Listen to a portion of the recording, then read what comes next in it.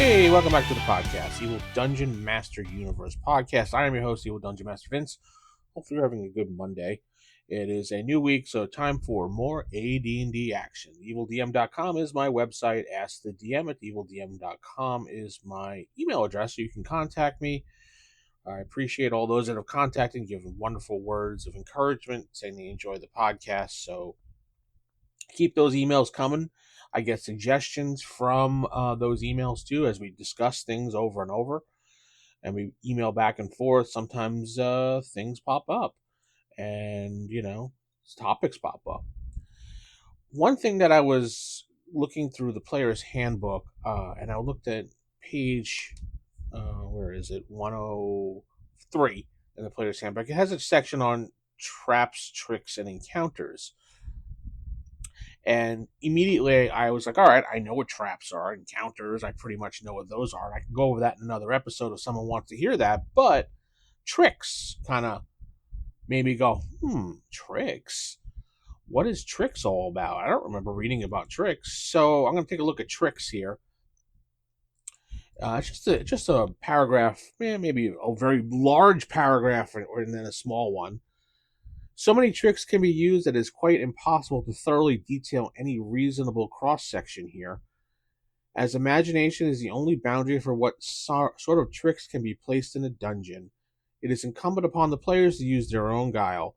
Many tricks are irksome only, others are irksome and misleading. Assume that there are several rooms with a buzzing sound discernible to those who listen at the door and enter them. Does the party prepare for battle, only to find nothing?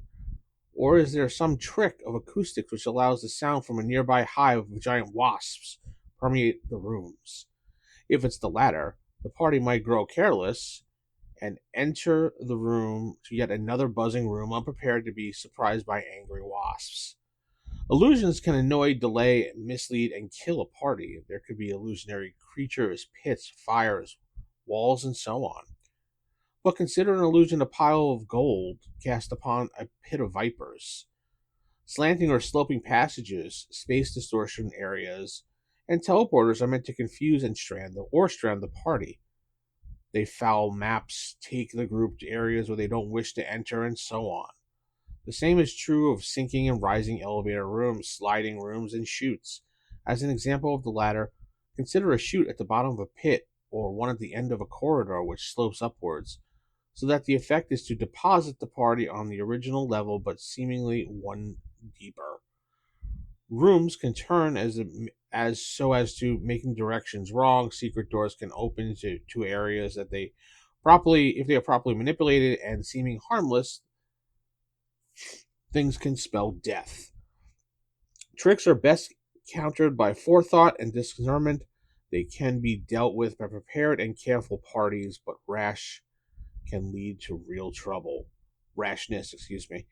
Your GM will be using his imagination and will trick you, and you must use your facilities to see through or at least partially counter such tricks. So it's encouraged here on page 103 that Gary is telling you that as a good DM, you're going to trick your players into doing many different things. And he doesn't say, pretty much he's telling you as the player, be prepared because the DM is going to be using his imagination.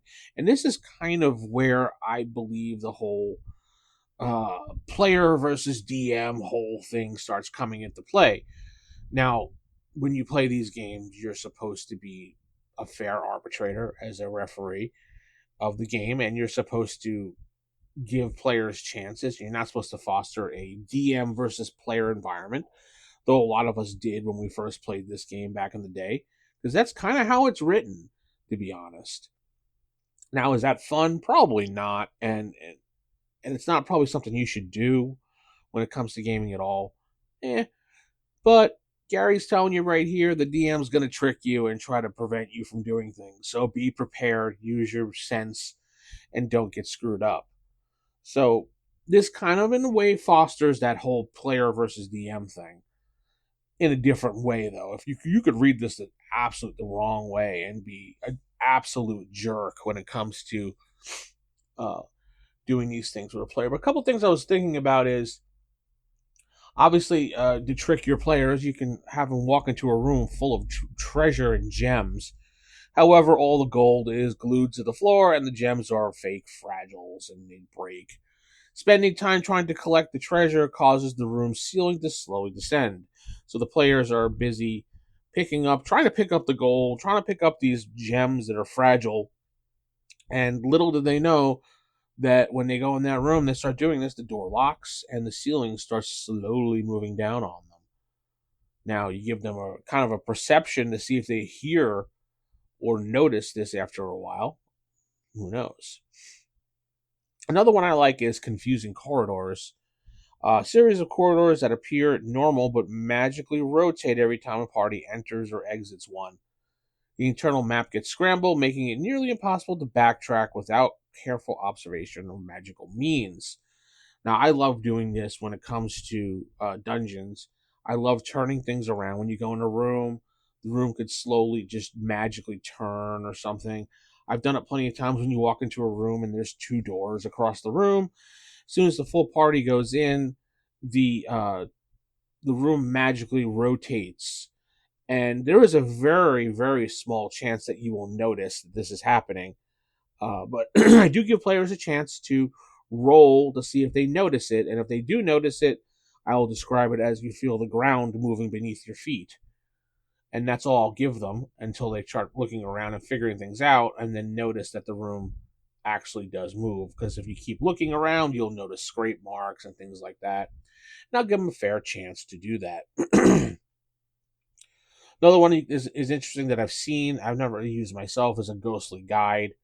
A spirit or a friendly NPC offers to guide the party through a treacherous dungeon. In reality, the guide is leading them to a dead end, trapped room that seals shut behind them, as possibly a way to kill them or have them replace him. Because if he gets someone trapped in there, he gets to go free finally, and he's no longer having to deal with the stupid dungeon anymore. So he's like, "Whoo, thank God." There's also places that have done like fake rest spots or illusionary resting areas. The party finds a cozy, comfortable spot that seems ideal for resting, complete with a nice fire, food, and some beds. However, it's really just an illusion, and as soon as they go in there, they fall into a pit of spikes, or and maybe there's sleeping gas involved. I don't know. Someone set up a trap.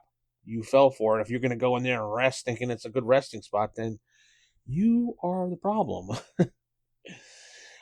Mysterious echoes in the caves. The party hears an echo sounding of footsteps, chains rattlings, or distant screams. As they follow the noise, they are led in circles, losing time and growing paranoid about what might be lurking nearby. It's always good to do little sounds like whispers or something, or whisper a party member's name. You know, John. You hear that in the distance, and you're just like, what? Every once in a while, John, follow me. And it gets the party to actually go that way because they hear that. They're trying to figure out what it is and they think it's something special. And they follow this little whisper. Meanwhile, it's just like something to screw with them. Maybe it's another ghost of the dungeon and he wants to lead them somewhere. Another one that I've experienced and never done because I thought it was friggin' annoying was a teleportation loop. I remember this specifically when you stepped on a teleportation pad, it brings you back to a certain place. And there was a kind of like a puzzle you had to figure out. And when you stepped on certain teleportation pads, it would bring you to certain areas in the dungeon and sometimes back to the beginning of the dungeon. And I absolutely hated that as a player. So I promised never to do that as a DM. But if you want to do that as a DM, by all means, it will frustrate the hell out of your players at first and probably get them a little bit annoyed. And finally, the last one that I've done is mirror illusions, a room full of mirrors that reflect false versions of the party or alternate realities. Breaking the mirror will probably release the alternate image that they see or activate some type of trap when they bust the mirror. I like doing those things when they look at the mirrors and they see themselves, but they could see themselves as something that they weren't or something that they want to be, and do various things like that. I've let them go into mirrors and do like an adventure inside of a mirror and not even realize it. And generally, people have fun with those things. as long as it's not too harsh or something like that.